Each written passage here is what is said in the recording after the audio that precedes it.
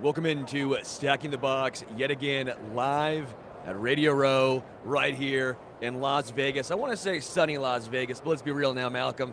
Not super sunny. Malcolm, welcome back. Final day together on Radio Row. Absolutely, sir. Looking forward to the final day of Media Row, and we have some exciting guests. Hopping on today. We got Akbar Gbajabiamila, we got Saquon Barkley and Tommy DeVito. We have Steve Avila, we have Brandin Cooks and Stephon Gilmore, and we have Bobby Puerto Rico. I'm really excited, man. It's been a great week doing this with you, Malcolm. You've done a phenomenal job. Obviously, we are here, unified coverage of the Super Bowl with Special Olympics and fan-sided, and it's been a joy working with you, man. It's been a joy working with you as well, Sterling. If you had to say one highlight of this week, what would that highlight for you be? Oh, man. Chiefs being in the Super Bowl. How about that one? Yes. We'll go with the Chiefs being in the Super Bowl. You actually had a chance to go to NFL Honors last night. Yeah, I did. Talk more about that experience. Oh my goodness, Sterling. NFL Honors red carpet last night was incredible.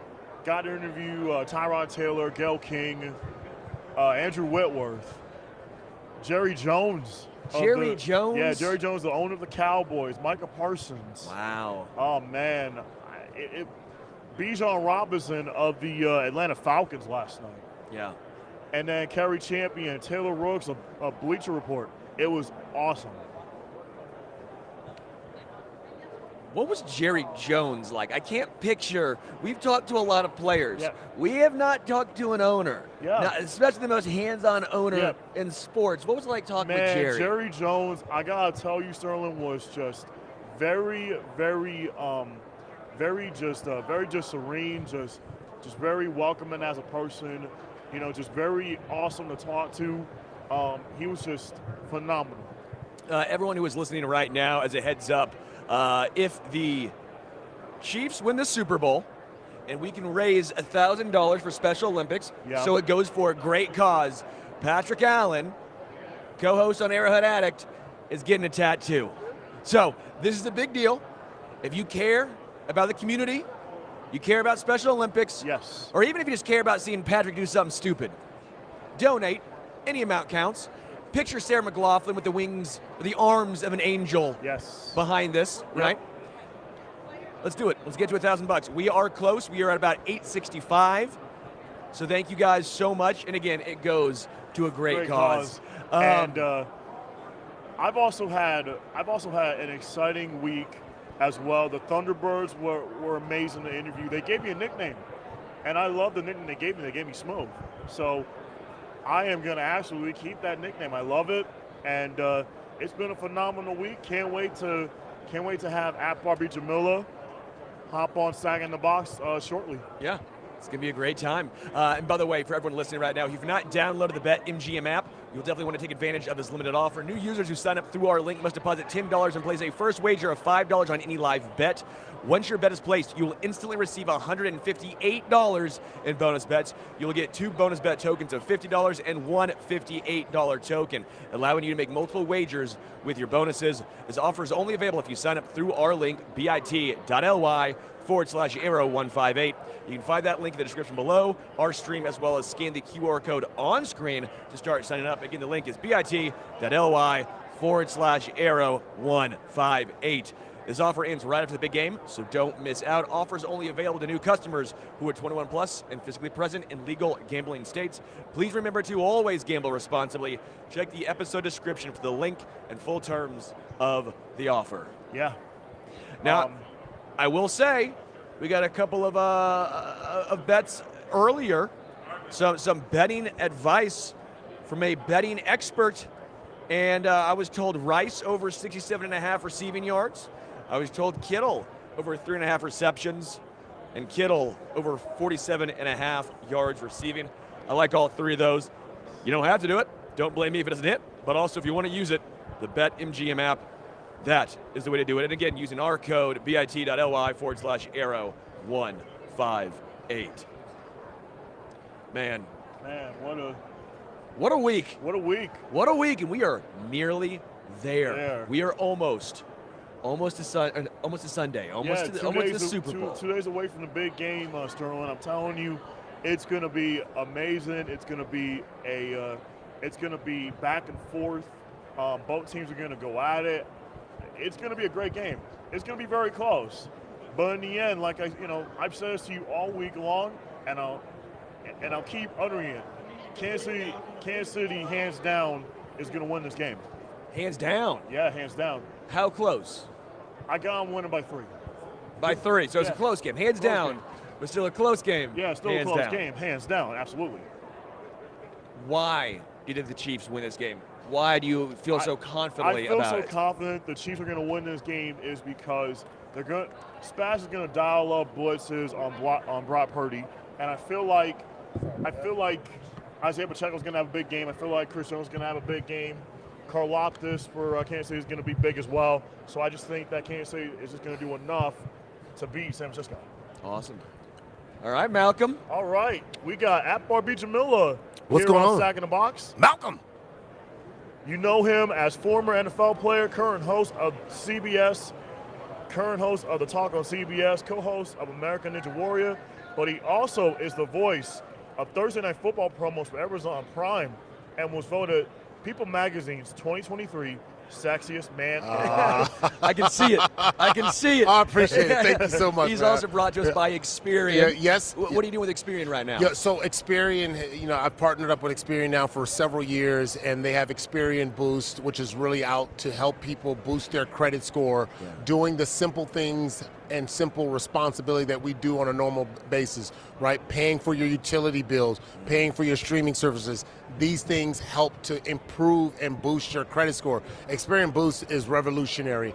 It used to be people thought that you had to put yourself in debt by getting a credit card to try to improve your credit score. Well, they flipped that whole idea upside down and going, no, like you don't have to go do all of this craziness to improve your credit score. Yes. We want to help people improve it by giving them the opportunity to get credit for what they do already, taking care of business. Now, they did a survey, which is interesting because the people who are preparing to watch the game, that 30% of them said they don't have a financial game plan. And when you think about that, like think about going into a football game without a game plan. Like that's a bad idea. That's a bad idea. It's a bad idea if you're going into a football game without a game plan.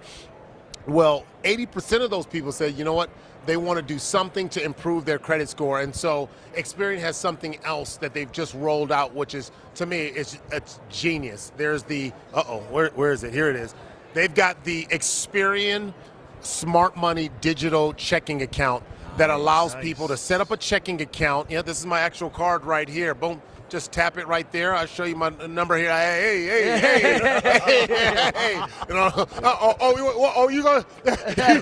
He's over there trying to get the number. Camera guy's coming out trying. He's like, hold on, get that number. Hey, we are in Vegas. He's like, I'm gonna boost my credit, all right. But with this, you can set it up, and it's all embedded. The Experian Boost is embedded within the Experian Smart Money digital checking account, and all of that stuff that you're spending that that qualifies towards boosting your credit, it's simple, man. It's simple math. It's not the new math. It's simple math. You know what I mean? I need simple math. I can hardly count to 21 in blackjack, so I need that simple math. Akbar, let's talk about your career. I mean, I looked at your career. You went to San Diego State. Yeah, go Aztecs. You went to the Aztecs in the Mountain West. What was that transition like as a linebacker in college and into the NFL? It was interesting. There was a lot of different transitions. Before I got to San Diego State, I was a basketball player at Crenshaw High School. I only played 1 year of high school football, so I had to make that transition. I got to college football on a scholarship and didn't know a lot about football because I'd only played it for 1 year. Yeah. And I remember my defensive line coach, Coach Ken Delgado, he said, I want you to line up on the guard. And I looked at him like, which one's the guard? And his eyes got big and was like, what? And he's like, this is the blank tackle. This is the blank guard. This is the blank center. And over there is the blank and blank tight end. And I never forgot it. And so whenever I would like line up, I would like, this is the blank, this is the this is the blank, this is the blank. I had to remember it that way in order to go. But I made that transition. But then when I got to the NFL, I had to make another transition from D lineman to outside linebacker, and that was probably one of the more challenging transitions just because it had a lot more levels to it. I had to understand coverage, I had to understand route concepts and what the quarterback is doing and all this other kind of stuff. So, but you know what? The great ones adjust. And so what I learned in that process, although I didn't have a prominent NFL career, I did learn how to make adjustments on the fly. And so I'm forever grateful for all the coaches that I had, from the late, great Marty Schottenheimer, and all those coaches who invested their time in teaching me and helping me transition. Yeah, what is that like for a lot of people listening? Obviously, it's very unique. 4-3, 3-4 defense is going to be different. Going from defensive end to outside linebacker in those positions is going to be a little different. Can you give a little background to the schematic differences here? Yeah, so in a 4-3 defense, which I grew up playing in college football and my first year in the NFL, it's hands in the ground. I'm a defensive end.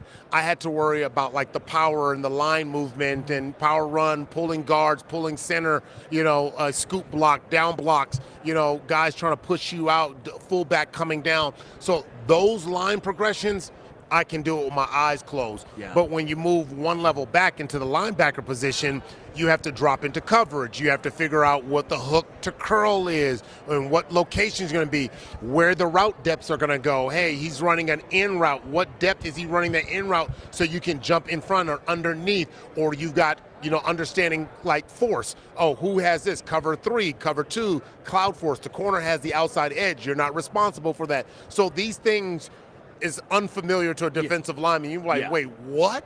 So you're trying to play football and process all of this stuff, and these guys are running 4.3s and coming at you really fast. And you're thinking and trying to move fast. I wasn't slow. I ran a 4.59, but I'm trying to process all of that, and that was like, yo, this is a lot. You know what I mean? Wow. And so, I struggled, but I eventually got it. There's a coach who's outside linebacker coach, Greg Minuski.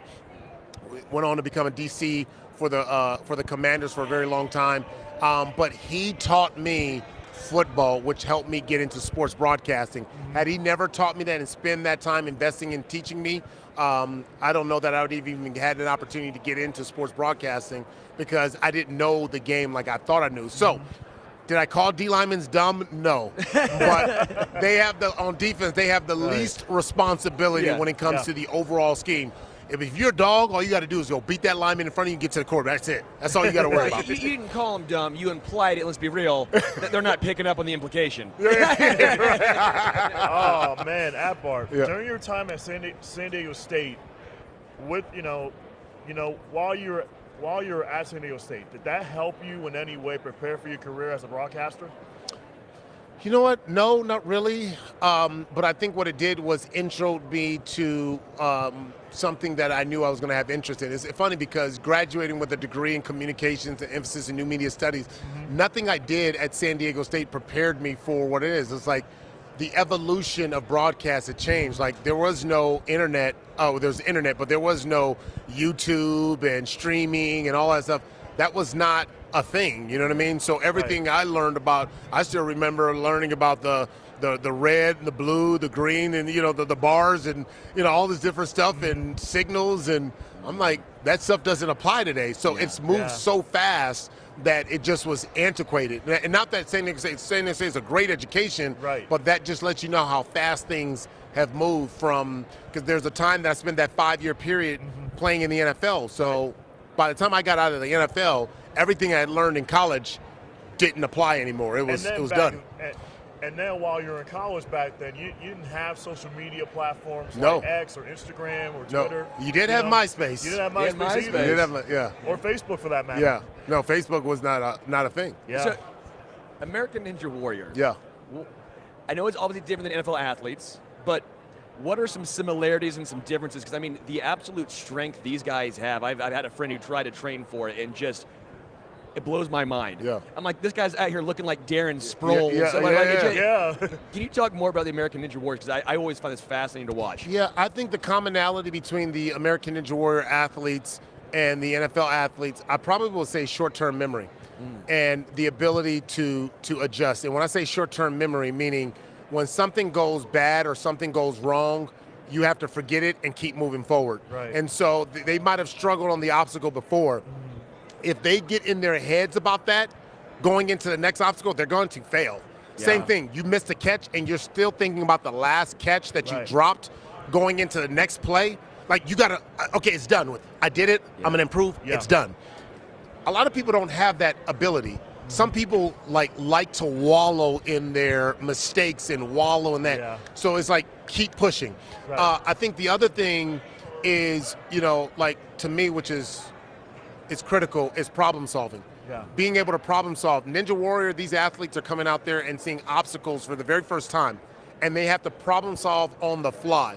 What happens when, in Kansas City, they give Brock Purdy a different look that he has not seen before. Right. That ball snaps, he's got to make adjustment. Yep. So my coach used to always say, sudden change. And we used to actually train and prepare for sudden change. What happens when you're in the middle of the game and there's a sudden change? How do you respond? That right there is the making of a great athlete, the ability to adjust and adapt to sudden change. Final question here, Malcom. Final question for you, Akbar. Is there a contestant on American Ninja Warrior that would make it in the NFL? Oh. No, and the only reason why is because it's not a contact sport. Right. Yeah. If you get somebody 265 pounds, like that happened to me when I was with the Chargers and the Seattle Seahawks, and I had a guy coming, this dude ran a 4.4, he was 260 pounds, 6'3", and was running full speed. He hit me so hard, it literally bent my face mask. This is iron. Nope. And that's when I knew, I was like, oh shoot, this game is changing, because when I came out, I ran a 4.59, and that was considered fast. Yeah. For my size. They're like, damn, you ran a 4.59, like, my goodness. And these guys were getting heavier and faster. I'm like, that's just simple math when you go, like, it takes mass to move mass. Well, mass plus speed at that equals chaos. That equals chaos. And so, no, I don't think any of the guys are the Ninja Warrior. And that's not a knock to the athleticism. It's just, you hit one of those guys, they're going to break. Akbar, really appreciate the time. Everyone, check out Experian. Yep. Make sure you go. Sorry. Yeah, other side. Don't be trying to get my credit. Don't go try to get his card now. Come on now. Experian Boost. Boost, baby. Yep. Hey, thank you so much. Akbar Gbajabiamila, thanks for joining us today. Thank you so much. Appreciate it. Thank you. Hey, have a good one. Thanks, man. Hey, take it easy. All right. Take it easy, Akbar. All right, thank you. You're welcome. That was great. That was so much fun. That was fun. That guy does everything. Wow. That guy Phenomenal. does everything. Wow. You think he could do American Ninja Warrior? I would have to give it a shot. I believe in you. I would have to give it a shot. I think I could do it. It's a lot of training, and I am an athlete, so so especially when we do have to train when we play a certain sport. So it's like basketball. I'm running up and down the court, basically, doing suicides. Oh, that's the worst. Yeah, the worst. Yeah, Suicides. We're always doing man. suicides, like during practice, we gotta do suicides. We have to do layup drills. We have to do. We're playing full court, up and down, 5-on-5. It's physical. Yeah. Man. And you have to be able to take the brunt of the punishment, when you're out on the court. You can get bumped, you can basically get hurt. It's like I said, Sterling, you have to be able to take the brunt of the punishment. Yeah. That's not me. I'm not taking the brunt of the punishment. That's not my style, Malcom. It's not your style. I think American Ninja Warrior might be more my speed than going over the middle or getting hit by Akbar. Now, let's say you're on A&W, right? A&W root beer? No, A&W American Ninja Warrior, sir. Oh, okay. Yeah. Let's say you're on there, and you're doing the obstacle course. Would you be able to finish every single part of that course? No, zero chance I could, Malcom. Zero chance I could. Zero chance? Yes. But guess what we have right now, Malcom? Oh, yes. We have Saquon Barkley and Tommy DeVito. Yeah. We are here, unified coverage of the Super Bowl with Special Olympics and Fansided. Joined now I'll be the one by to hold two the mic. giants. Saquon wants the mic. Saquon once said they're brought to you with Marriott Bonvoy to give 2 members the ultimate VIP weekend at Super Bowl 58 in Las Vegas. We're doing. I'm doing great. How you doing, Tommy? I'm doing good. I'm blessed to be here with my man. It's my man's birthday today. Happy birthday, Saquon. Thank you so much. Birthday in Vegas today. Yeah. Tommy. How about that? Tommy, you taking him out or? Yeah, we're gonna get some dinner. We'll have a good time. Nice. Awesome. What do you guys do with Marriott? So yesterday, actually, with Marriott, we had they had 2 winners come out, and we played golf. Thanks to my coach over here, I was a little but he was holding it down, and it was a good time. We had 2 people come out, and it was a great time. Minus the wind. It was a little windy yesterday, but besides that, we had a really good time. It was the ultimate VIP experience. It was fun to get out there with the members. It was a good way to introduce the golf season. I don't think any of us was shooting a record low, but we had fun. We had a blast, and yeah, anytime you can go out there on a golf course, it was a beautiful golf course, and just spend quality time with those members. It was special. Do you both have a favorite course you play? A favorite golf course? I would probably say for me, I played a lot of really good. Liberty's the first one to come to my mind, just because of the view of the city. So I'll go Liberty. What about you, Tommy? I'm not a giant golfer, but I'll tell you what, the course that we went to yesterday was pretty dope. It was in the middle of the desert, first of all. It popped up in the middle of nowhere. They had the mountains in the background with like the snow on top. I was like, yeah, I don't see that in Jersey. So that was a cool experience. At the NFL Honors last night, you did that little sketch right there with Keegan-Michael Key. How was that? What, the Goodfellas. I can hold it, bro. You can hold that one. You can hold that one. He's not used to hitting it off. Yeah, it was an awesome experience. That's somebody that I've kind of grew up watching. All the skits, all the funny stuff they were doing. I always think about the substitute teacher thing. Yeah. But so when they brought the idea to me a couple days ago, I was like, yeah, I'm game. Kind of ran through it, and then it was just fun and easy. He's a really cool dude. It's someone that I kind of was happy to meet, I'll say, because I don't know if I'm gonna run into him again. So it was just a really cool overall experience. Yeah. Yeah, let's transition back to football. Tommy, Saquon, you can answer this one. What makes Tommy such a great leader on and off the field? I would say just his swagger and confidence. It's rare to see, a rookie at any level, but just think about an undrafted quarterback that is just thrown into the fire. And the second he got into the huddle, you could just feel his confidence. You could just feel his swagger. And when you have that, you want to rally behind a guy like that. And we're able to streak some wins together. And it was fun. It was fun to be a part of it. And I think he showed that, he might have been undrafted, but he's here to stay. He has a lot of talent, and I believe he could be a future starting quarterback in the league. Yeah, Tommy, what was that like for you? The first couple of games, you were thrown into the fire, and then all of a sudden, you hear some stuff on the media, you're like, oh my gosh, what's going on? And then you take off. You had a great stretch to end the year. What was it like when you first got the starting quarterback nod and the transition from, again, how you got better as the season went on? Yeah, the transition was easy, honestly, just because of guys like Say, a lot of the veterans in the locker room that kind of, supported me and told me like they had my back. Like, yeah, I like to think like I have a good amount of confidence and swagger, which I think is needed at the quarterback position.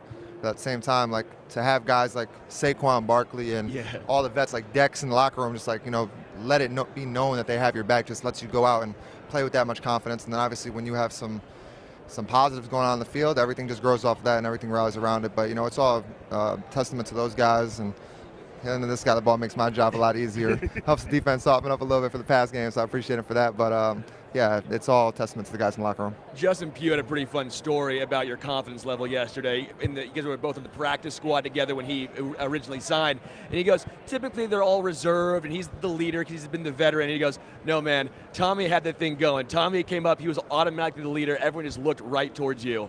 That was kind of cool. Yeah, it's cool. Justin Pugh's a really cool dude. This is my obviously first time meeting him, but he's been in the league for a long time for a reason, obviously. And he has just that veteran. I think that's what helped the offense and the team, especially like when he became a part of the team. I think that helped the offense propel just because that gave the offensive line a guy to look up to, that really old guy that's really been in the league for a while and just has that standard at all times. So I think that helped the group, and especially for me, like all he talks about on the scout team, we can talk about that. He's like, it all starts with the break. As soon as you break the huddle, it all starts with the break. He talks about it all the time. Like, you break that huddle confidence, everybody's on the same page. That's just one step in the right direction. So it all starts with the break. Do you both have a memorable moment playing together this season? I do. For me, We were playing Washington, and we had a play design where I kind of had like a double move, and I've been asking for that for so long, and I just remember looking at him, and I'm like, hey, bro, look off the safety, hold the safety for me, and he looks at me like, what it look like, do you think, like, what do you think of me? Like, he was like, bro, I got you. Don, to.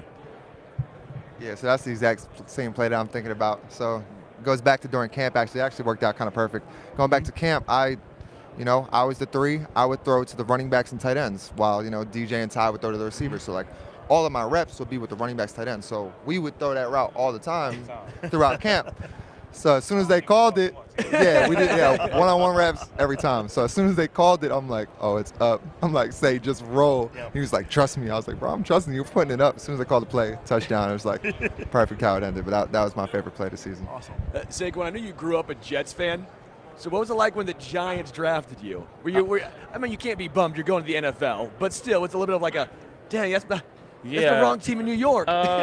Yeah, I couldn't be mad because I was the number 2 pick of the NFL draft. You can't be bummed. The Jets were 3. I don't know if they would have taken me if the Giants didn't, but it's fun. It's fun growing up being a Jets fan. My dad's a super big Jets fan. When we play the Jets, my dad wears a Jets jersey. He roots for his son, though, obviously. But sadly, Tom, that means he's rooting against you. He's rooting for his son. Sadly, as a Jets fan growing up, there was a lot of times where the Jets weren't good and not even in the playoffs, and the Giants would be in the playoffs. So when the Jets were in the playoffs, I would root for the other New York team. So I end up being in New York, which is a dream come true. Hey, Tommy, I want to ask you, how did you choose your run-out music to The Sopranos, and are you a super fan of the show? I did not choose the music. I didn't even know that was going to happen until it did happen. I don't know, whoever chose that, I thought it was kind of funny. But yeah, I am a fan of The Sopranos. I watched it multiple times over and over. The Sopranos house is right next to mine, right down the street, so that's kind of that. Have you watched The Sopranos? I've never watched it. That's just a show, right? Oh man, he's signing we got to hard, tap in. Saquon. I'll get him right. Don't even worry about it. He's gonna show you. We're gonna get him right. We're gonna get him. When you look forward to next year, what are you guys most excited about? For you, obviously going into your second year, there's a little uncertainty there. We'll see what goes on the quarterback position. But for you guys playing again, another season under your belt, I think there's a lot of expectations going next year with the Giants. What's this look like for you guys? Yeah, so for me, I'm kind of treating it just how I did last year. A lot of uncertainty. Not sure what's going to happen. The only thing I can do is keep my head down and work. And, when the opportunity presents itself, just go out there and just try to do my best, enjoy it, have fun, just be myself. That's really it, because you never know what's going to happen. They can go draft somebody, don't draft. I don't know. I don't make any of those decisions. I'm just here, play ball, do your thing, and that's that. Yeah, kind of in the same boat. Control what I can control. Always have the right mindset and work hard, push others, and, whatever happens, happens. Yeah. What were your thoughts on your season as a rookie, Tommy? And is there some things you could work on? Yeah, of course. There's so many ups and downs throughout it. Obviously, it all happened fast, kind of got thrown into it, but, it was in a good way. There's so many things that I've just been watching film on. It's like so many little things that I can correct, but at the same time, it was like there was just so much going on. I was just trying to take stuff in from everywhere as well as be the lead. There's just a million things going on, which is kind of like, at the time, I'm like, okay, I'm there, but now that I've had time to step away and reflect and really see, how everything went down and how I was playing, there's certainly tremendous amounts to be able to clean up, but I think it was a decent start. So we got Tommy Cutlets. What's your go-to nickname for Saquon? Say. Let's say, yeah. Quadzilla. Tiger Woods. Never heard that one. I've never heard that one. But if we're ever on the course again, that one's going to come out. Hey, Saquon, Tommy, really appreciate it. I will say yesterday, the first drive of the day, we lost the ball. That ball went. Tommy and Saquon, really appreciate you guys hopping on today. Thank you. Hey, and thank you again to Marriott Bonvoy. Again, the ultimate VIP experience right there. And thank happy you guys. Birthday again, Saquon.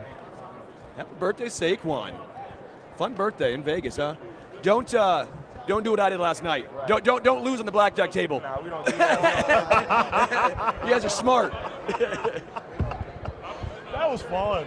Oh, that's Tommy great. and Saquon were fun to talk to, Sterling. They were fun. They were awesome, man. They were awesome. They were fun. I think they liked Tiger Woods, though. Yeah. That's a pretty good one right there. That is a pretty good one, Sterling. Absolutely. I don't know what I did there. That might be one that gets busted out in the team locker room. Right. Tiger Woods. You know, Tiger Woods. if you don't like that yeah. nickname, well, you got it,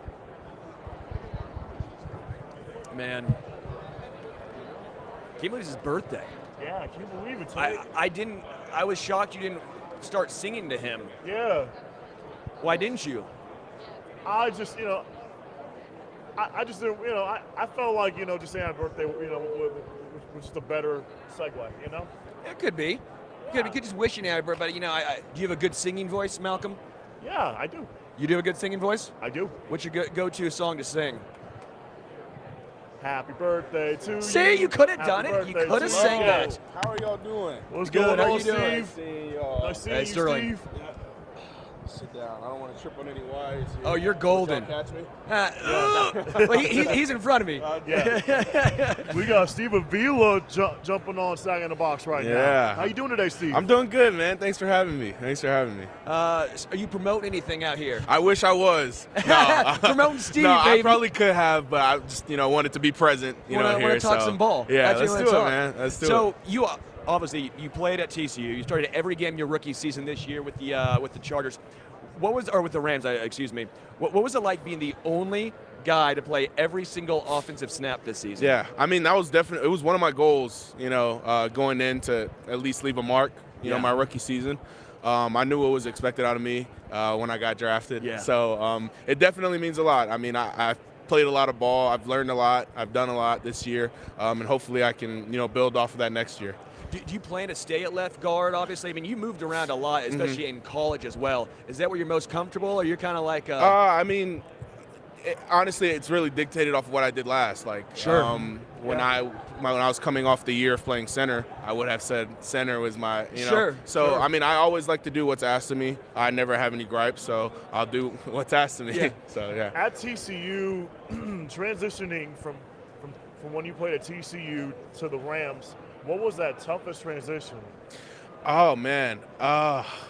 Just the speed of the game, I guess. People always talk about that, but you don't really realize it until you're going against Aaron Donald. So it's so funny because one of the first practices that I went against him, I got spanked. And in my head, I'm like, if this is anything of what I'm going against, I'm in trouble. But, I mean, what comes with practice, I mean, you start learning things, and I feel like that's what happened this year. I've learned a lot from going against him and Kobe Turner, who I felt like we both, have gotten better as the season went on. So, yeah. Who's the toughest guy you had to block this year? A lot of people ask me that, and it's tough to say because I feel like everybody gave me their different problems. Sure. I always say that I had tough groups to go against. Yeah. Like I think one of our worst games was going against Dallas. Okay. That game gave me mental problems afterwards. It's one of those where you look in the mirror and it's like, do I suck? You know what I mean? Yeah. But you talk about having mental toughness. That's when you have to start bouncing back because I think the next game we went against the Packers. Yeah. And at least for a quarter, I was I had to get back into the groove of not being so timid with what I was doing. Yeah. So yeah. What advice do you have for college athletes that are getting that are going to come come into the NFL? What advice would you have for those high school to college athletes? I mean, you got to stay on the grind. I mean, a lot of people think of NFL and they start thinking of money. That is one of the last things that I thought about. I mean, you have to put in the work to get here. And, what comes with being on a team is the money. And you have to be on a team first. Yeah. So I don't want people to get, cloudy with, oh, I'm projected to go here or there. You got to put in the work, and even high school to college, it's the same exact thing. So, yeah. What was it like at TCU? You were on that great team down there, obviously with Max, Quentin. Yeah. What was that like? Again, I'm a Mizzou guy, Mizzou alum, Okay. so I root for the non-Bamas, the non-Georgias, Ohio States. We'll take that tear down, but it's awesome seeing the success. What was that season like for you? It definitely meant a lot to me. There was a period of time where if I would talk about it, I'd probably start tearing up. Yeah. But, I mean, I was there for 5 years. I've seen a lot. Man, a lot of adversity hit the people that I was with. And for the last year, a lot of the guys that were going to graduate, decided to come back. Yeah. And that just showed me how dedicated they were Yeah. to putting their all into this last season. And I feel like that's what happened. It was a very emotional time, for all of us, just to know how much we've been through Right. and to do what we did just means a lot to me. So, yeah. Man, Steve, which player or coach was the most instrumental in helping you adjust to and excel in the NFL this year? I wouldn't really point out one guy, and I know I've said that a lot. I don't know. I'm Yeah. sorry. But it's true. It's true. I mean, it was a collective group. I mean, because we drafted 14 rookies. So all of us needed to contribute, and I feel like the offensive line that we had, they all took me under their wing. They gave me advice and all that stuff, and I just feel like we have such a great coaching staff that everybody, I have no complaints with anybody, and they've definitely put us all in position to succeed. What's Sean McVay like as obviously just an offensive mind? I mean, he's very unique, and we've seen time and time again different iterations of the Rams with Sean McVay there at least. There's going to be some offensive success. What does he ask of an offensive lineman? He just wants to be on the same page. It's such a I've never one of the best coaches I've been with. Yeah. And I've been in the league 1 year. The best Doesn't really coach mean you it. know, But no, it's just he loves to collaborate with everybody. It's an open floor when we're in walkthrough. He asks people, "Hey, what do you think about this?" And I just feel like that's such an amazing thing to have as a player, because he wants to get everybody's insight on how things are done. So he knows so much, and he knows what's best for all of us offensively, and I feel like that's why we had a lot of success. I want to ask you, playing at SoFi Stadium, what's that atmosphere like at SoFi? I mean, It's amazing. So my first time playing in SoFi, I got blown out 60-7 in the national championship. Right. So I got drafted. The one thing I told myself was that I'm never gonna let that happen again. But it's an amazing stadium. I mean, it is obviously newer, but I honestly think it's one of the most beautiful stadiums there. We have such awesome fans that make that environment just such amazing. I always take pictures every time I'm on the field before the game starts, just to have memories of it. So yeah. I would love to go to a game out in SoFi, out in Inglewood. I've always wanted to go to a Rams home game. I need to experience one. It will just be phenomenal. It's on my bucket list of stadiums to go to. Oh, for sure. Because it looks amazing. Just seeing it. I mean, when you watch, when I'm watching you guys, back home in Florida, I'm watching you guys, just the stadium is just amazing. Oh yeah, I think we played Thursday against the Saints. That was probably the best. It was Thursday night. That was probably the best atmosphere. So if you do catch a game, and you got to catch a night game, it was amazing. I would love to catch a night game, man. that. That'd be fun. Yeah, I loved it. What's it like blogging for Matt Stafford? I mean, he's such a unique quarterback with some of the arm angles as well. I know he's not the most mobile guy, but I think for the most part, unlike Mahomes, you have no idea where he's going to be. Yeah, Lamar, for sure. no idea what that drop's going to be like. Yeah. Stafford, you might have a little more understanding. Has that helped you your rookie season as well? Yeah, I mean, he's played a lot of. I mean, I'd never say this out loud, but I watched him when I was like 11. Yeah, and I just think that's so crazy. But one of the things that I told myself when I first got there is I do not want to get this guy hurt. It would physically hurt me internally to get this guy hurt. And I did a pretty good job of not letting it happen. There was a couple times, and I do have a story that I probably won't share because it is pretty long. But well, you got time if you want to have some fun with it. Have some fun with this, Steve. If you want to have some fun, Steve, we're here. Okay. We're here. All right. Y'all want to hear the story? Let's hear it. All right. It's kind of Absolutely. embarrassing, but it's pretty funny. But so we played the Seahawks the second time. We installed this play that USC ran that week before. It was a trick play, and it takes forever. I think it's a handoff to the receiver. The receiver turns back, throws it to the quarterback, and then he chucks it downfield. But before we ran that play, some stuff happened on the other sideline where one of our guys got body slammed. So I ran all the way over there, and I'm just talking, letting them have it. So the next play, we run the trick play, and a lot of stuff happened, and you have to block forever. Yeah. And ultimately, what ended up happening is someone had came around, and my guy, Of course. absolutely obliterated Matthew. And I felt so bad. When you talk about how I just told you, I felt so bad because he threw an interception too. And then after me talking mess, all the players came to me.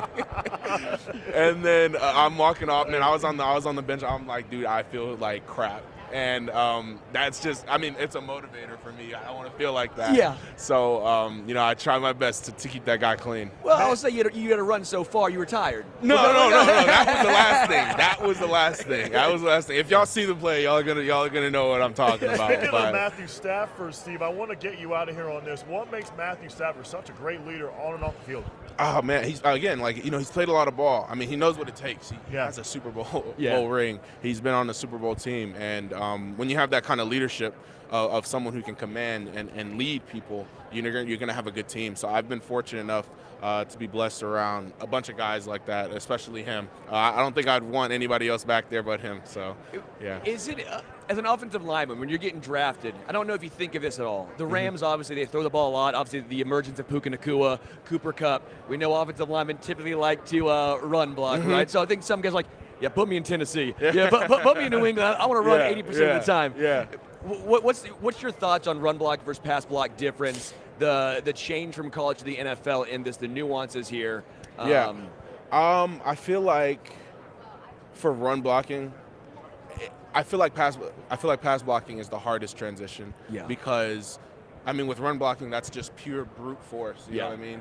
You can have some big 6'7" dude just run through someone. It takes technique, but not as much technique as pass blocking. There's a lot of different stuff. It's an art. It literally is. Yeah. And when you actually watch, it's a fight. You think of boxing, that's exactly what it is.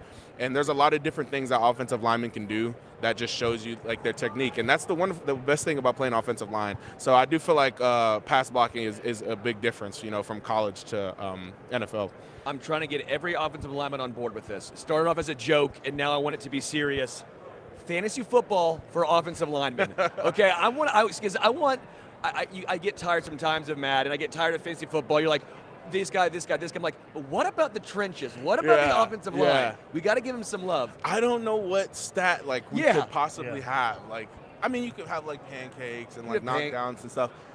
There could be something that you could come up like times the guy was held in front. I don't know. How many seconds he held up? Right. Yeah. You'd think that would happen. I feel like that would definitely put a lot of us in a position to have as much publicity as a receiver or a running back. And I was thinking about this the other day. I mean, I feel like Jason Kelsey has done a good job. He's done a great job with marketing for offensive linemen. So that's definitely the goal. I feel like a lot of offensive linemen have different personalities. So, hopefully that'll happen. Yeah. Well, Mitchell, go ahead. very quickly, I'm sorry, because for Kansas City, Mitchell Schwartz, right? Mm-hmm. This is kind of how the idea populated. 5-time All-Pro, never made a Pro Bowl. In my opinion, one of the best right tackles of all time. Mm-hmm. But he doesn't get the publicity, especially nationally, and it makes me upset by that. Yeah. So this is how the idea came about. So because of Mitchell Schwartz, I'm trying to start for sure. I mean, look, you got to do your best to get your personality out there. Yeah. And I try to showcase that on the field. Yeah. Sometimes. So yeah. Did you have anything? Yeah, I want to ask one other thing real quick before you head out, Steve. If you had one NFL legend that you would love to go up against, who would that be? Oh my gosh, that is a good question. I know I keep bringing up Aaron Donald. That's not my answer, but I'm telling you, it's been such a blessing going against someone like him. So I don't know. That's maybe. I mean, I know he plays defensive end. Maybe Michael Strahan. Yeah. That would be cool. I feel like me and Joe Green. Yeah. I want to see how different the game was, back then. I can't really think of anybody right now, but I mean, those two guys, it would definitely be awesome, going against those two guys. Steve Avila, guard for the LA Rams. Thanks for your time today, Steve. Yeah, thanks for having me, guys. Hey, I definitely had some fun, man. Appreciate it, man. Thank you, guys. Great stuff. Thank you, guys. Awesome. Yeah. Steve Avila, guard for the LA Rams. 14 rookies last year. Yeah. That's success. He's a big reason why. Again, it's a big reason. I mean, large human being, Steve is. Oh, man. Awesome, yes. All right, man, I appreciate you guys. Thanks, dude. Steve. Take it easy, man. Take it easy. Appreciate it. Man, that's fun. Good for Steve. I love talking with offensive linemen. I'm not kidding I about. love talking offensive linemen, too. I'm not even. And I'm so glad I got that question. I am too. That's a great question. Yeah. Great question. Yeah. When it comes to fantasy football for offensive line, I'm now seriously considering trying to start this. Seriously considering. Let me ask you the same question I asked you. If you could only pick one NFL legend, who would you go up against? Who would I go up against? Yeah.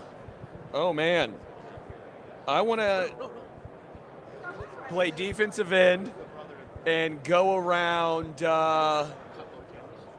Willie Roaf, because I know I couldn't do it. Wouldn't matter. Yeah. Guys, we have breaking news. Breaking news. Huge news. The biggest news. Might be bigger than the Super Bowl itself. We have now reached $1,000. Yeah. Yes. Patrick, come here. Show your face. Patrick Allen. Patrick now has Show to your get face. the tattoo Joker now.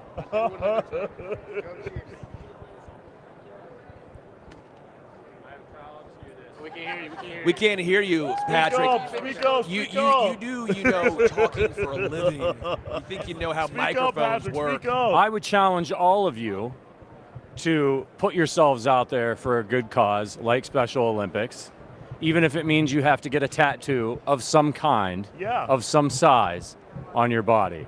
No, seriously though, you guys are unbelievable. Thank you to everybody that donated. That's really cool. Don't stop now. Keep it coming. I'm not going to make any more promises because I've learned a very valuable lesson. But it's pretty awesome of you guys to rally around what we're doing here. I know it means a lot to everybody at Special Olympics, us here at Fanside, and I know Malcom as well. So thank you, everybody. You guys are the best. Thank you, STP. Thank you, STP, so much. This is awesome. Yeah, This is awesome. this is amazing. We started off as a funny idea. Yeah, Malcolm, became a brilliant idea. great cause. Great cause. Great cause. What was that? Thanks to The Thunderbirds. Thank you to the Thunderbirds. Thank you honestly. to the Thunderbirds. Yeah, Thank that you, Thunderbirds, very much. That was amazing. Without them, Yeah, the without idea them, never would have hatched. Happened. Would have came through the woodwork. And now we have it, Malcolm. $1,000 later. Yes. Donated for the Special Olympics. Yes. And Patrick, the man. And I don't know if you're a myth, but you are a legend. he is a legend. I'm proud of you. Proud of you, Patrick. When is, we can't hear you again, you know, the microphone. It's okay, I can say whatever I want because you can't refute what I'm saying right now. When's this going to happen, by the way? When is the When actual? are you going to get that tattoo? He is saying TBD, baby on the way. That sounds like an excuse. I don't like excuses, guys. I actually just like results. Okay, he's sounding a lot like the Eagles last year complaining about the field conditions, a little bit like the 49ers this year complaining about, the soft field. He's got, 2 weeks. I think 2 weeks needs to be the cutoff date on this. 2 weeks. He has enough time to get that done in 2 weeks. Yeah. He says maybe NFL draft shows. Can we live stream this, Patrick? We're live streaming this. Yeah, let's do that. Let's live stream that. Oh, absolutely. Again, thank you guys all. Seriously, thank you guys for your donations. Thank you guys so much for your donation for Special Olympics. That means a lot. You know, that means a lot to the organization, not just for me as an athlete, but to all the athletes out there, you know, that participate in Special Olympics. That means a lot to us. So thanks so much, guys. Some news around the NFL. Julius Peppers, Dwight Freeney, they lead the 2024 Hall of Fame class. Awesome. A lot of guys. Dwight Freeney, Patrick Willis, Devin Hester, Andre Johnson, Randy Gradishier, Steve McMichael. Really cool, man. You got to see that last night, actually, Malcolm. Yeah. You were there and I saw. was there last night, and NFL Honors, the red carpet, like I said last night, was unbelievable.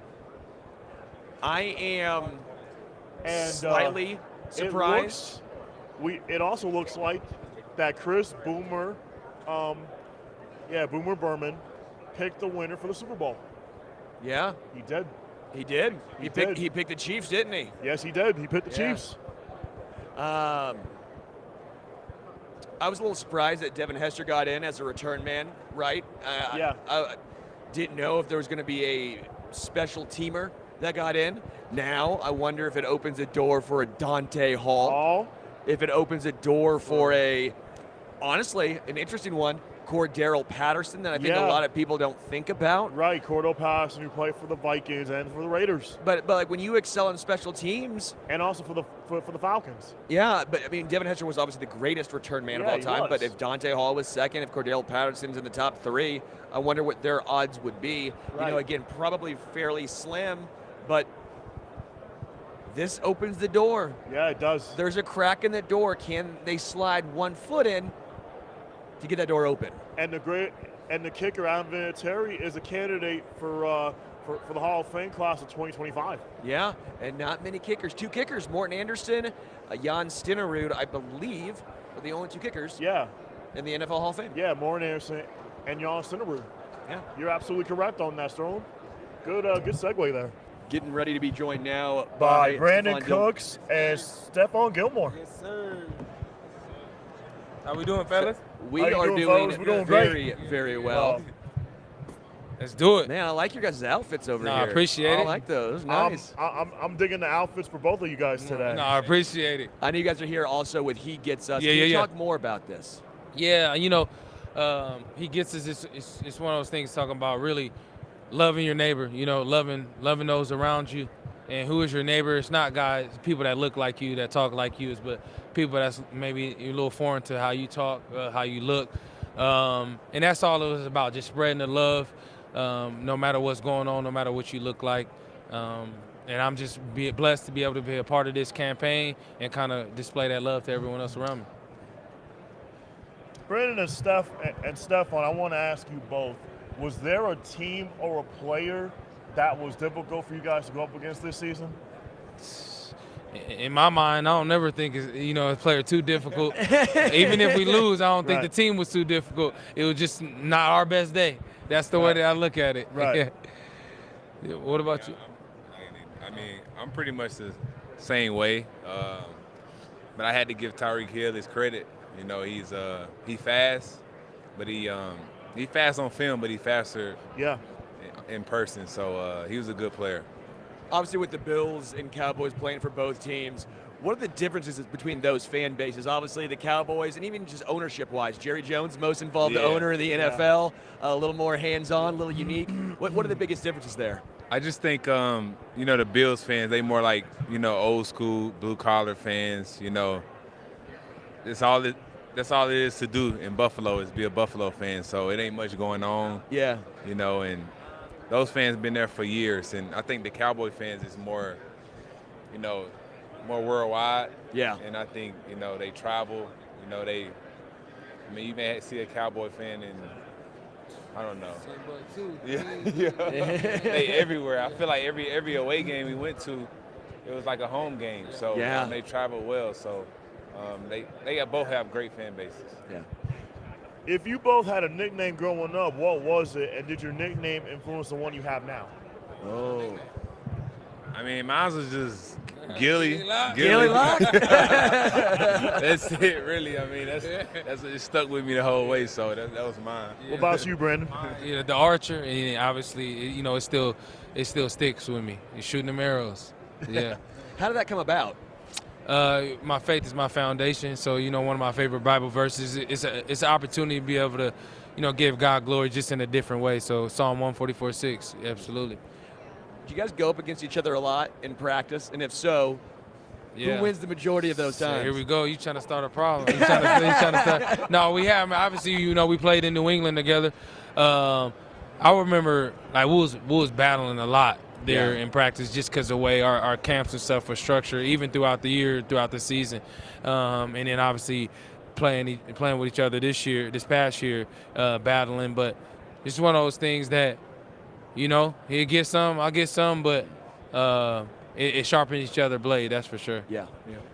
You both play for the Cowboys. Did you both have a favorite Cowboys player growing up? For me, it was Deion. Yeah. You know what I'm saying? Because growing up, my dad, that's all he talked about. And just me seeing him play, that's one of the reasons I wanted to play cornerback because, he was the elite, as everybody know. And, he was the best at it. So. What about you, Brandin? For me, I grew up a Niner fan. So it's hard for me to like anybody growing up from the Cowboys. But a lot of respect for obviously Michael Irvin, Emmitt Smith for the two, and then Troy Aikman. I got a lot of love for as well. Does that mean you're rooting against the Chiefs? Does that mean you're going Niners? No. I'm not rooting for any of this. I'm in the league now. Once we out the league or whatever, one day, years from now, I'll go back to rooting for somebody. Yeah, no doubt. When it comes to you guys' success, you've had it everywhere you've gone. I mean, the fact you've had 1,000-yard seasons for all these different teams is absurd to me.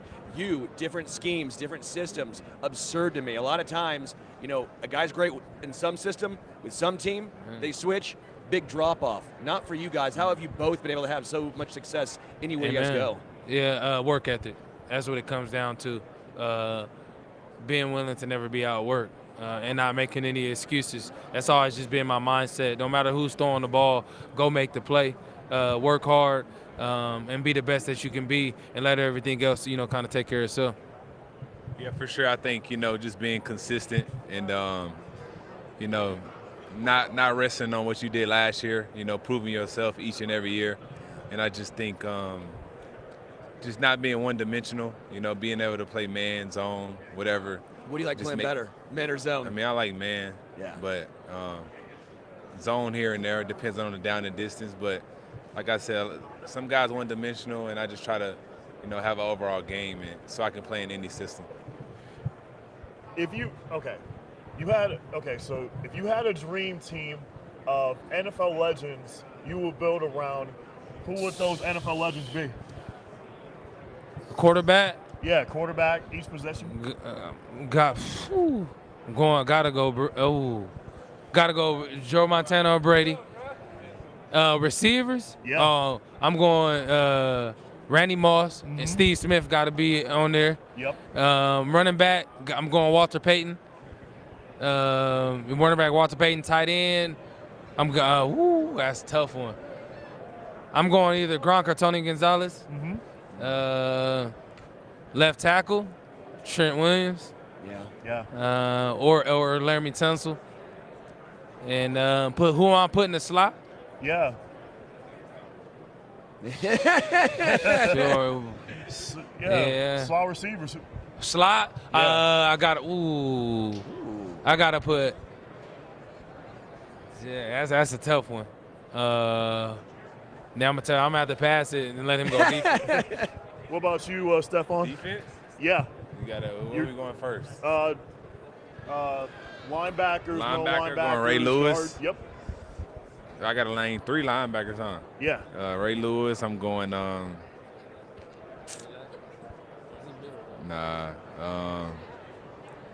Malcom, you put him on the spot here. Yeah. Patrick Willis. I did. Patrick Willis. Yeah. There we go. There you go. I need a cover linebacker. Who we got? Go to DB. Go to DB. I'm going to DB. Okay, safety, Ed Reed, free. Yeah. And I'm going strong safety. Yep. I'm going Brian Dawkins. And then corner, I'm going Dion. Other corner, I'm going Champ Bailey. Awesome. In the nickel, I'm going Rondé Barber. Awesome. Nice. And then who we got? DN. That's it. I gotta get some DN. I gotta get some pass rush. Yeah, pass rushers. Who would your NFL legendary pass rushers be? I'll tell you, I'm putting Aaron Donald in the middle. Yeah, Aaron Donald in the middle. I'm going deep. Other one is what's his name? Green Bay. Oh, Freeney? No. He passed away. Reggie White. Reggie White. Rest in Lawrence peace. Taylor. Rest in peace. Yeah. Lawrence Taylor. Yeah. I feel you get that's my outside linebacker. Awesome. All right. DN. That's it. good. That's good. Good job, guys. I know you guys get out of here. Obviously, He Gets Us. Make sure everyone goes to He Gets Us. Is it HeGetsUs.com? HeGetsUs.com. Everything is He Gets Us. X, Instagram, He Gets Us, and HeGetsUs.com. Awesome. Before I let you guys go, how fun is it as Cam Newton walked over, my guy, saying man. hi? How my fun guy. is it for you guys seeing a lot of these other players that maybe you don't see a lot anymore? Maybe they've retired. Yeah. Is it really enjoyable for you guys? It's Or cool. It's a brotherhood. Yeah, it's good, man, to see guys that you don't really spend that much time with unless they're on your team, and then see them, because you see him after the game, and then you fly into another city. So it's always good to see him at events like this. Cool. Awesome. Thank you guys so much. Thank you guys so Appreciate much. you guys. Appreciate it. Awesome, Yeah. Stephon and Brandon. Thank you guys so much No today. problem. Y'all have a good one, all right? Yeah, You too, guys. Thanks. Appreciate it. See you guys. Take it easy, guys. Take it easy. And again, make sure you guys go to hegetsus.com. Brandin Cooks and Stephon Gilmore. Again, oh my gosh. both those guys have been so I'm good. so glad I put him on the spot. Like I came up with that question out of the just throwing it out there. Like You were just- confusing them. Yeah. Malcom, you got him. Yeah. You stumped him. Yeah. Were you trying to stump him? I was. You were trying to stump him. Yeah, it was. So if you had a dream team of NFL legends, Ooh, who would your dream team be? that's a very, very good call. Derek Thomas, Uh-huh. Bobby Bell, Right? Willie Lanier, Yep. Duron Cherry. I'm thinking Chiefs at this point. Come on. Yeah. No, it's a good question. It's tough. Yeah, I think Ray Lewis in the middle. Maybe Luke Kuechly can make a case for it because I loved Luke Kuechly growing up. My kicker would be Adam Vinatieri. Bruce Smith, Lawrence Taylor. You got a lot of pass rushers there. Yeah. I think Aaron Donald is in the conversation. Honestly, I found it interesting. I do think Trent Williams can almost get in the conversation at left tackle now. I really Yeah, do. you really do. When he said that you got to go older, I go, I almost think Trent Williams at this point, he has a serious case for the best left tackle of all time. I think he can make it at least. How about a celebrity? If a celebrity was able, if you could throw it to one celebrity, who would you throw it to? Oh, wow. Yeah. Who would you throw it to? If I had the opportunity, I would throw it to rest in peace, Regis Philbin. Really? Yeah, Regis Philbin. That'd be awesome. Yeah. Love the big hat, guys. Yeah. People walking around in big hats. If you guys don't know, you're the audio listener, look up the Brian Robinson big hats. There's been a lot of these big hats rolling around here. It's been pretty entertaining. I don't know who I would choose, man. That's a really good question.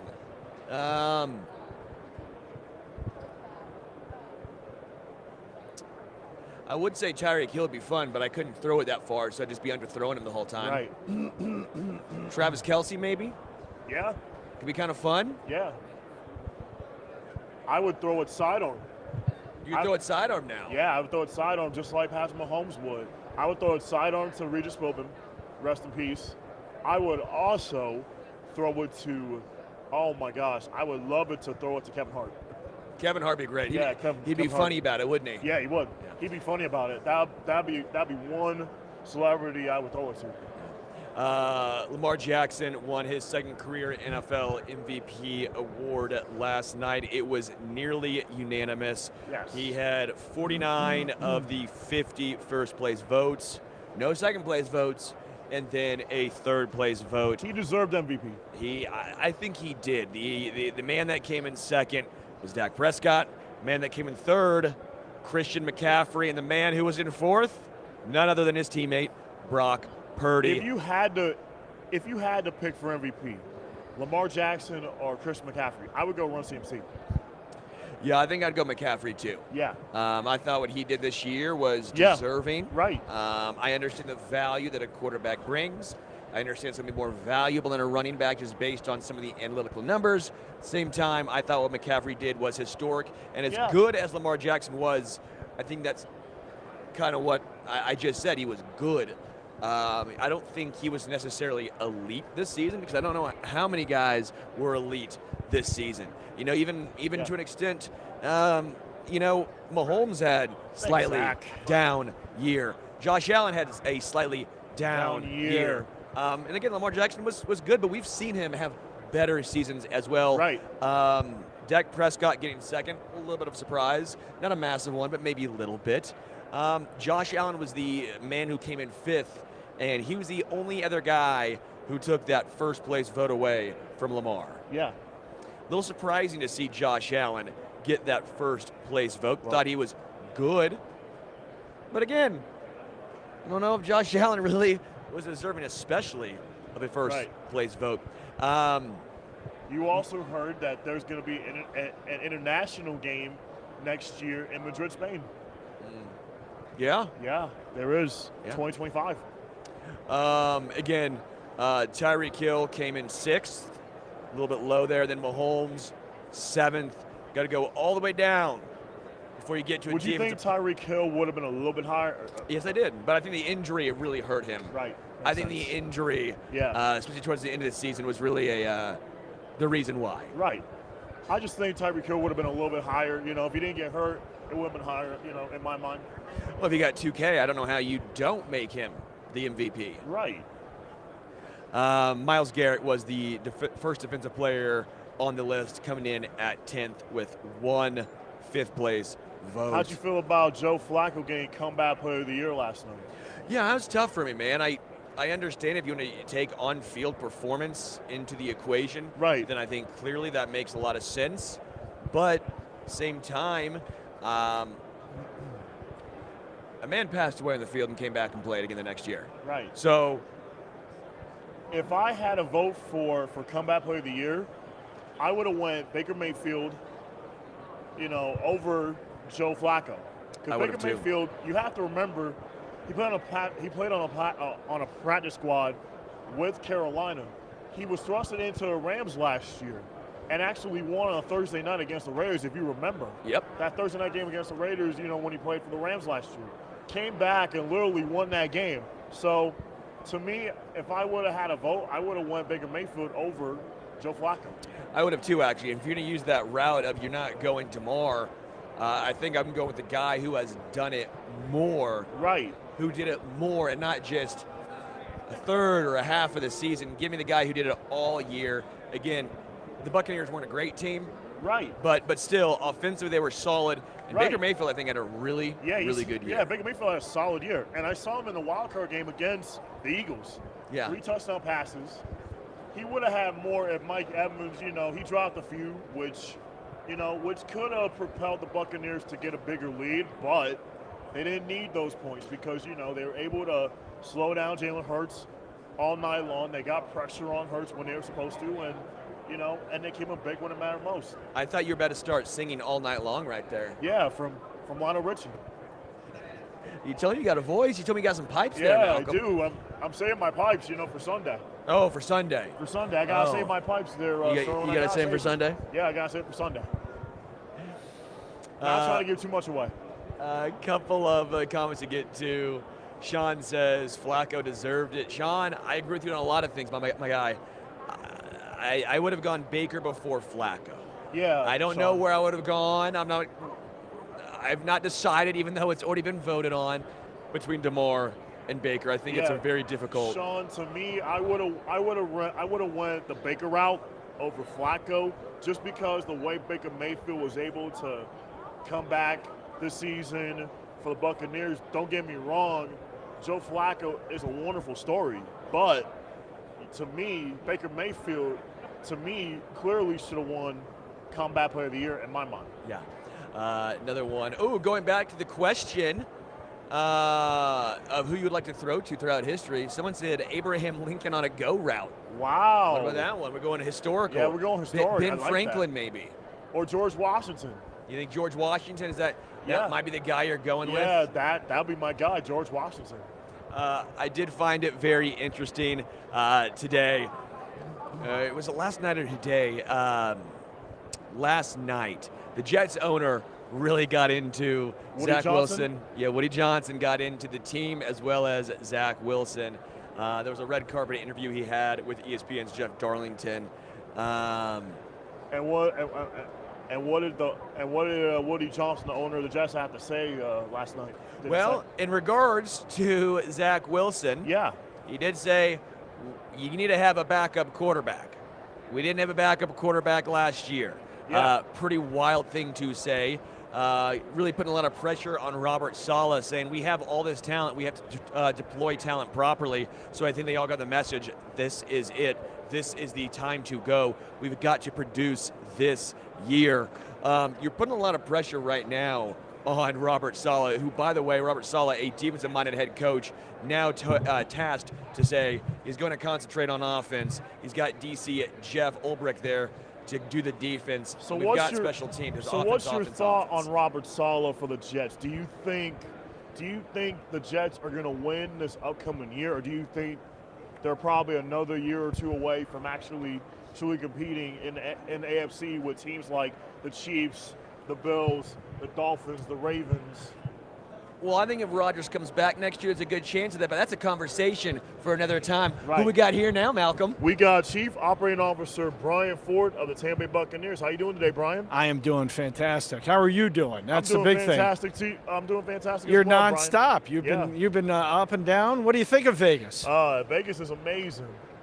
From what you've seen of it, From you've been here interviewing yeah, everybody. I've been interviewing everybody all week long, and it's been phenomenal. And I just want to say thank you for taking the time to be with us today. No, thank you. Thank you for having me on, and it's great to see you. It was good to see you on the red carpet yesterday, too. So let me get your thoughts on NFL Honors last night, Brian. Share a little bit about that.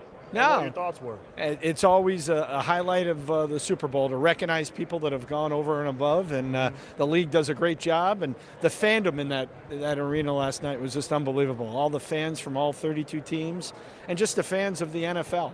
And that's really what gets me excited. So, you're Chief Operating Officer for the Bucs, obviously. Talk about the day-to-day operations. What is it that you do, and just speak a little bit about that. Well, no, really, I have the distinct opportunity to kind of bring everybody together in our organization. Yeah. I tell people all the time we can be affected by what happens on the field, Right. but we can't be dependent.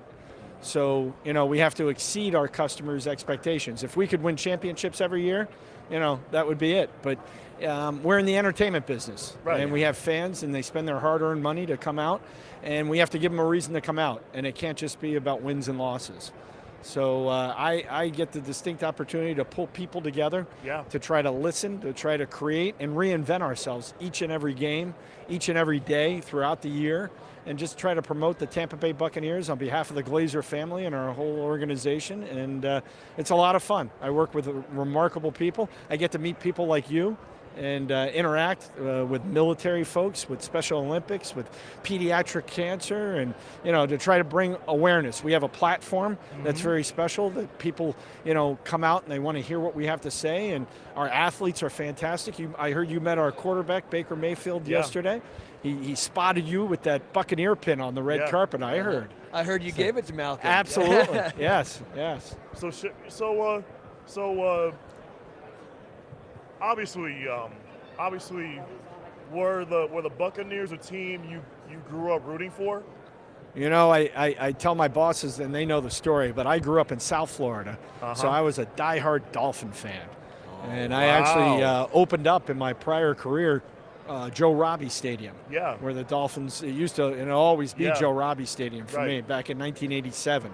So I was a huge Dolphin fan, but then when an opportunity came about to come to Tampa in 1998 with the construction of Raymond James Stadium, I found myself here in Tampa, and after about 9 years, the Glazer family invited me to come work directly for them, and I've been in this role ever since, 17 seasons, and I've never looked back. So I'm a Buccaneer now. So what impressed you the most this season about Baker Mayfield? Like, what impressed you most about him? I go back to the day in training camp. You were there, I believe, and we had all the Special Olympic athletes come out, and just his interaction, on and off the field. He's been a true Buccaneer, and just, from leading the locker room and the players and getting coaches excited and players excited and staff excited. So it's a lot about the X's and O's, but as the business guy, I like to see the fan interaction, and just, what he did off the field is equally as important and impressive. 17 years. How have you seen it grown from your first year until now, obviously? What have been the bigger overarching changes you've seen? It's just so many options. We live in paradise in Tampa, so people have a choice of what they do from an entertainment standpoint. And each and every day there's no long-term contract. We have to, keep reinventing ourselves, and, we have to keep up with the times, and it's a, younger generation. We're trying to bring younger folks in and try to give them a reason to come become Buccaneer fans. And it's an exciting process, but really it's the people, and it's technology. Technology is completely taken off to try to change the game day experience. And it comes down to customer service. Yeah. You know, and you got to wear my Super Bowl ring yesterday. I did. And I'm Wait very a minute proud now, of that. Malcolm, you rocked that thing? I rocked the Super Bowl ring yesterday from Brian at the. Did it fit on you? I know you got some big hands. I got some huge hands. No, it fit. But I'm very excited and proud of that. But I'm equally as proud that 10 out of the last 12 years we've been #1 in overall customer satisfaction, and that just doesn't happen. That's something that the Glazer family's instilled. Customer service, you know, it comes down to service satisfaction, Brian. But there's that Super Bowl ring. Yeah, it'll look good on your hand. Look at that Super Bowl ring right there, Malcolm. Look at that. Look at that. Look at that bad boy. You gotta hold it out like that. Show the camera. There. Audio listeners can't see it, but this bad boy is 12 pounds. This bad boy. You don't want to drop it on your toe. That's a broken toe, Malcolm. If you drop that on your feet right now. So, and you know what? I think you were actually at the game. Which game did you come out for? I came out for the Eagles and Bucks wild card game. Wild card game, and then earlier in the year, I wanted to get you out for I went to the Saints Buccaneers game in the regular season. Right. But we got to get the winning going. Yeah, we got to get the winning, right? So, speaking of that, where do you see the Buccaneers heading into the offseason? You know, share about where do you see this team going into the offseason? Well, into the offseason, I got to tell you, we work with Mr. Jason Lighton, our general manager, and his entire scouting department. And I tell you, they do a remarkable job in finding talent. You know, how many rookies did we start last season? And next guy up, and when injuries happen, just phenomenal. So really, he's a magician. He's trying to figure out the pieces, where the holes, where the needs, and trying to work with our new offensive coordinator and Coach Bowles. It's going to be an exciting offseason. Let me ask you for your Super Bowl preview here. Chiefs and Niners. Do you have an X factor that's going to be a difference outside of Brock Purdy and Patrick Mahomes? Well, you know, I have to go back, a few years earlier than that. Number 47. Yeah. You know who number 47 is? John Lynch. That's right. So the general manager of the 49ers, I think that's going to be the deciding factor because of that Buccaneer connection. Do you have a final score prediction? You know, I'm a Buccaneer fan, so I don't get into that. But I do want to talk, the days of John Lynch and coming back. And Absolutely. You were there. You remember the uniform that we brought back this past year, the creamsicle. And that was a big hit. Glorious. Yes, yes. The creamsicle. Well, I got something here I wanted to present to you. And it's one of those creamsicle jerseys. I love it. How about that? Malcolm, for the number audio one. listeners, Malcolm now is getting a beautiful creamsicle. You're going to have to put that on there, and we're going to have to get you to come out for our next creamsicle game there. Yeah, there you Malcolm. go. There you go. Number one, because you are number one in my heart. Oh, man, this is amazing. There you go. Beautiful. Malcolm, that is awesome. The creamsicle, the best jersey in sports. Jersey in sports right here. And now you have uniforms. your name on it. Buccaneers. I'm telling you guys, this is one of the best peaceful uniforms in the NFL. There you go. Down. And now you're going to be wearing it, so you got to sport it now. You got to sport that. You got to sport it. Absolutely, Brian. Because that'll drive sales when they see you wearing it. Yeah, there we go. This is what I'm counting on. When they see, they're going to say they need to get one. Yeah. Brian Ford, Chief Operating Officer of the Tampa Bay Buccaneers. Honor and privilege for you to come on with us today on Stacking in the Box. Thank you so much for your time today, Brian. Truly appreciate you, man. And what a true friend you've been in my life. And I just want to say, from the bottom of my heart, I appreciate everything you do. You're amazing. You're phenomenal. And I'm just so glad I get to be part of this family, and I'm just appreciative. Well, that you are. You're part of the Buccaneer family and the Ford family, and we're very proud of you and what you've accomplished. You just keep going, and remember, there's nothing that you can't do. Brian Ford, Chief Operating Officer of the Tampa Bay Buccaneers. Thanks for your time today, Brian. Thank you for the opportunity. Thank you, man. Appreciate it. I will say that ring brings me a little bit of angst right there, because I know what team you had to beat, so That's right. pains me just a little bit here. That's all right. Why does it bring you so much angst, though, Sterling? Well, I thought the Chiefs had a good chance of winning that Super Bowl, Malcolm. 2020? I thought they did over the Buccaneers, and quite frankly, guess what? They got their butts kicked. Yeah. Did not end up very well for KC. But it ended up well for us, Malcolm. Yeah. This is a great time to do this, Wow. man. We're wrapping up. Yeah, we're wrapping up, stacking the box for the last time here at Media Row. What a ride! What a week! Yeah. Me and Sterling, Fansided and Special Olympics. Thank you, obviously, to Special Olympics and Fansided, for this partnership. It's been amazing. We're going to continue. We're going to continue to do more things in the future. Definitely more opportunities, and I'm just so grateful and appreciative for Sterling, for Richard, for Patrick, for Hunter, Amy, and Sean, and the Fanside team. This has been amazing. So I want to say thank you, Fanside, so much, for having me on this whole entire week as Unified Reporter. Malcolm, this was a lot of fun, man. You got a great jersey as well, going home with that, and you're going to the game. Yeah. Very jealous of that. So, you have fun. Yeah. I'll be back. I gotta do more work on Sunday. Yeah. Pre-game, halftime, and post-game on the Arrowhead Addict podcast. Until then, we are Thank you guys so much.